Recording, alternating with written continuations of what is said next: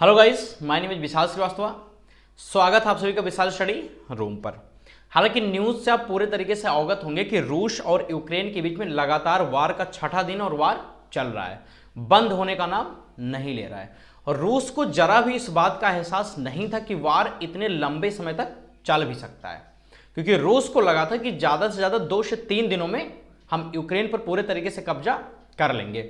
जैसा कि अफगानिस्तान के केस में आप लोगों ने देखा था कि दूसरे ही दिन तालिबान का पूरा कब्जा हो गया था पूरे अफगानिस्तान में पूरे तरीके से। क्यों? क्योंकि अफगानिस्तान के प्रेसिडेंट अफगानिस्तान को छोड़कर भाग जाते हैं। बट यूक्रेन में ये दशाएं बिल्कुल विपरीत रही हैं। यूक्रेन के प्रेसिडेंट लगातार जमकर वहां पर डट कर अपनी सेना का हौसला बढ़ा रहे हैं, लोगों का हौसला बढ़ा रहे हैं और ये कह रहे हैं कि आप मुकाबला करिए, हम तब तक यहां से नहीं जाएंगे जब तक ये देश रहता है, जब तक रूस या तो पूरे तरीके से कब्जा कर ले या तो रूस मुझे मार दे। जब तक ये चीजें नहीं होती तब तक मैं अपने देश में डटा रहूंगा। इसी के बीच भारत की जो सबसे बड़ी अपडेट है कि आपको पता होगा कि भारत के लगभग 20,000 लोग यूक्रेन में फंसे हुए थे। वो स्टूडेंट्स थे, कुछ सिटीजन्स थे इंडियन ओरिजिन के। उनको वापस लाने के लिए भारत सरकार ने ऑपरेशन गंगा शुरू किया है। ऑपरेशन गंगा लॉन्च किया है यूक्रेन में फंसे लोगों को वहां से निकालकर भारत लाने के लिए। इसी ऑपरेशन गंगा के तहत 4 यूनियन मिनिस्टर को अलग अलग देशों में भेजा गया है। जैसे ज्योतिरादित्य सिंधिया को भेजा गया है रोमानिया और मालडोवा, वहीं किरण रिजिजू को भेजा गया है स्लोवाक रिपब्लिक, वहीं हरदीप सिंह पुरी को भेजा गया हंगरी और बीके सिंह को भेजा गया पोलैंड। वहां पर वो जाकर उस देश के हाई कमीशन से बात कर जितने भी भारतीय यूक्रेन में फंसे हैं उनको उस बॉर्डर के माध्यम से निकालकर दिल्ली या मुंबई तक फ्लाइट के माध्यम से पहुंचाने का काम ये लोग करेंगे। अगर हमारे देश का कोई ऑफिशियल मेंबर जाता है तो उस देश में हमारे देश की सुनवाई ज्यादा होगी, वहां के बच्चों की सुनवाई ज्यादा होगी। वहीं अब तक ऑपरेशन गंगा के माध्यम से जब तक मैं वीडियो रिकॉर्ड कर रहा हूं लगभग 9 से 10 फ्लाइट्स यूक्रेन से बच्चों को लेकर मुंबई या दिल्ली तक पहुंच चुकी है और लगभग अब तक 2000 प्लस इंडियन भारत में पहुंच चुके हैं जो कि यूक्रेन में फंसे थे। वहीं मैं आपको बता दूं कि लगभग 20,000 लोग पूरे यूक्रेन में भारत के थे।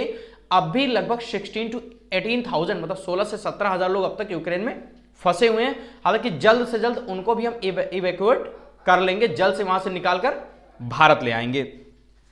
वहीं रशिया यूक्रेन की भी एक टॉक वो आयोजित की गई थी बेलारूस में। हालांकि पहले यूक्रेन ने मना कर दिया था, जाने से मना कर दिया था, बातचीत करने से मना कर दिया था, क्योंकि बेलारूस पूरे तरीके से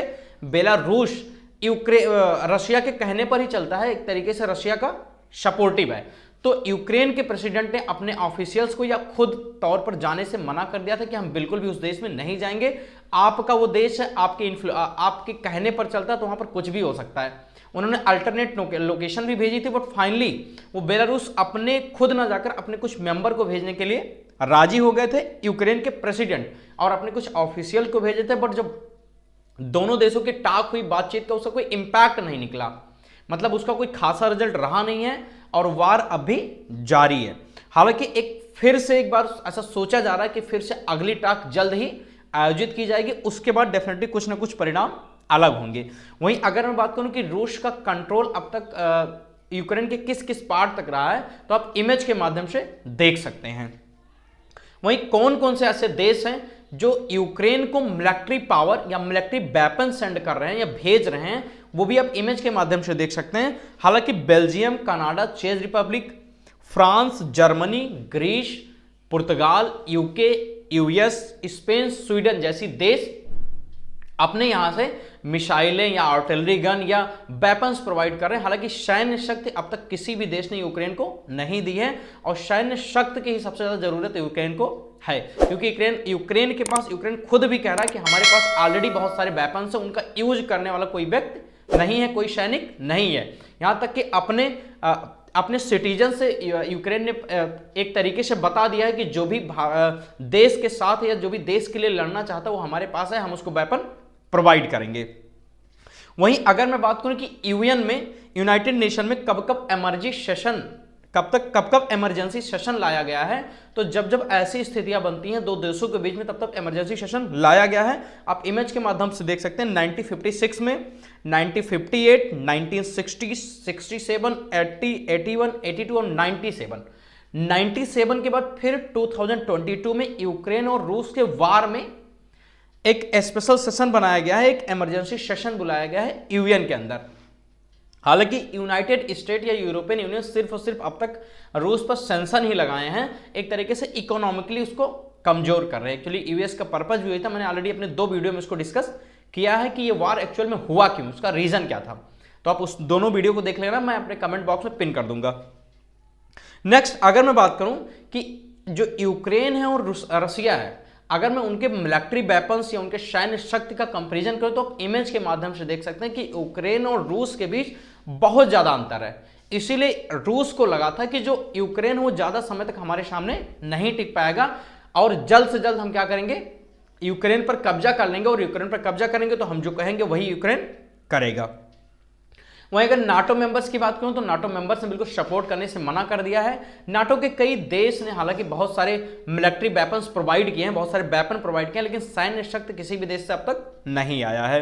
वहीं मैं बात करूं कि नाटो देशों में जो मनी का एक्सपेंडिचर है वो आप इमेज के माध्यम से देख सकते हैं कि कौन सा देश कितने रुपए या किस तरीके से कितने डॉलर, बिलियन डॉलर अपने नाटो देश में या सैन्य शक्ति को बढ़ाने के लिए खर्च करता है। आप इमेज के माध्यम से इसको अच्छे से देख सकते हैं। वहीं एक बड़ी न्यूज है, यूएनएचआरसी की रिपोर्ट के अनुसार लगभग 5 लोग यूक्रेनियन अपना देश छोड़कर अन्यत्र देशों में जा चुके हैं, प्लान कर चुके हैं या रिफ्यूजी हो चुके हैं। वहीं मैं आपको बताऊं पोलैंड में लगभग 2,81,000 लोग जा चुके हैं, स्लोवाकिया में लगभग 30,000 लोग, हंगरी में 84,500 लोग, रोमानिया में 32,500 लोग और मालडोवा में 32,500 लोग प्लान करके दूसरे देशों में अपनी जान की सुरक्षा के लिए जा चुके हैं। हालांकि जो यूक्रेन के प्रेसिडेंट थे उन्होंने बहुत रिक्वेस्टली सबको रोका हुआ है कि आप अपने देश को ना छोड़िए, मैं अपने देश में हूं और तब तक हम लोग डट कर मुकाबला करेंगे जब तक या तो रूस ना जीत जाए या तो जब तक हम ना जीत जाएं। तो अभी भी वार एक बड़े पैमाने पर चल रहा है। एक और चीज मैं बता दूं, यूक्रेन ने यूरोपियन यूनियन को ज्वाइन करने के लिए एक हस्ताक्षर करके यूरोपियन यूनियन को भेजा है और फास्ट ट्रैक से यूरोपियन यूनियन को ज्वाइन करने के लिए कहा है। यूरोपियन यूनियन में अब तक 27 मेंबर, वहीं नाटो में 30 मेंबर हैं। यूरोपियन यूनियन में ज्वाइन करने के लिए उन्होंने सिग्नेचर करके भेज दिया है, और अब यूरोपियन यूनियन क्या ज्वाइन करवाता है या नहीं करवाता ये दूसरी बात है, ये अपडेट आएगी तो मैं आपको बताऊंगा। एक्चुअली एक तरीके से रशिया को काउंटर करने के लिए यूक्रेन ने ऐसा किया है कि रशिया ये ना सोचे कि हम डर गए हैं रूस से और हम यूरोपियन यूनियन या जो यूरोपियन देशें थी उनके तरफ नहीं जाएंगे। ये बिल्कुल एक करारा तमाचा है रूस को कि अब भी वो यूरोपियन यूनियन की तरफ इंक्लाइन दिख रहे हैं यूक्रेन वाले। हालांकि ये थी पूरी अब तक की अपडेट, आई होप आपको समझ में आई होगी। और अगली कोई अगर टास्क ऑर्गेनाइज की जाती है या व्यवस्थित की जाती है, अगर बातचीत के माध्यम से ये हल हो जाता है तो डेफिनेटली एक बहुत अच्छी बात होगी और कहीं ना कहीं हमारे पूरे विश्व के लिए फायदेमंद रहेगा। जैसे कि आप लोग जान रहे हैं कि डेफिनेटली आने वाले समय में ऑयल की प्राइसेस बढ़ने वाली हैं और ऑयल की प्राइसेस के साथ साथ बहुत सारी चीजें बढ़ जाएंगी पूरे विश्व में, वहां तक भारत में भी आपको ये चुनाव के बाद देखने को मिलेगा। ऑलरेडी मैंने इसको डीप में प्रीवियस वीडियो में डिस्कस किया है, आप उसको देख लीजिएगा। आई होप न्यूज आपको समझ में आई होगी। अगर कोई फर्दर अपडेट होती तो मैं आपको अपडेट करूंगा। Thank you guys, this is Vishal Srivastava signing of.